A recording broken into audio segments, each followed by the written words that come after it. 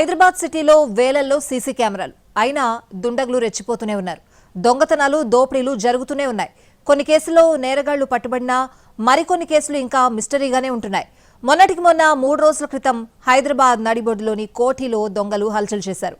వారికి సంబంధించిన సీసీ ఫుటేజ్లు గుర్తించినప్పటికీ ఇంకా వారి ఆచూకీ చిక్కలేదు. ఈ చోరీ కేసును పరిశోధిస్తున్న పోలీసులు నేరగాళ్లను యూపీకి చెందిన వారుగా గుర్తించారు.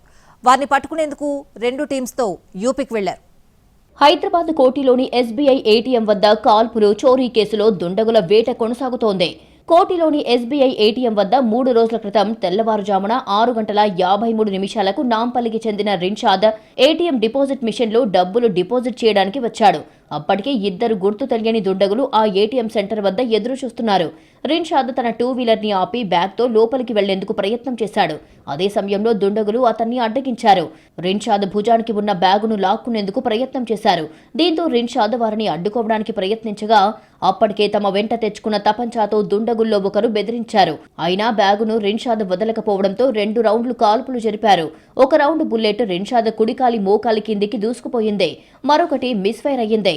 కాల్పుల తర్వాత తీవ్రంగా గాయపడ్డ రిన్షాద్ తన చేతిలోని బ్యాగ్ ని వదిలేయడంతో దాన్ని లాగేసుకుని బయటికి వెళ్లారు దుండగులు.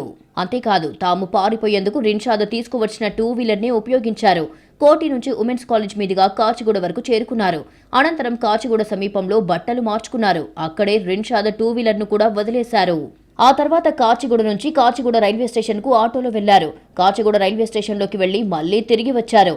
అక్కడి నుంచి మరో ఆటోలో సంతోష్ నగర్ దగ్గర ఉన్న డిఆర్డీఓ దగ్గరికి వెళ్లారు.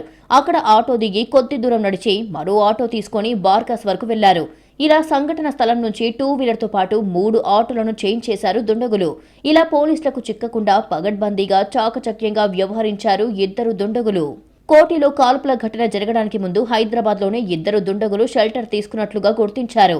మొత్తం 800 సీసీ కెమెరాలు పరిశీలించిన పోలీసులు బార్కస్ నుంచి ఉత్తరప్రదేశ్ వైపు పారిపోయినట్లుగా గుర్తించారు. దీంతో వారిని పట్టుకునేందుకు దర్యాప్తు బృందంలోని 2 టాస్క్ ఫోర్స్ టీమ్స్ యూపీకి వెళ్లాయి.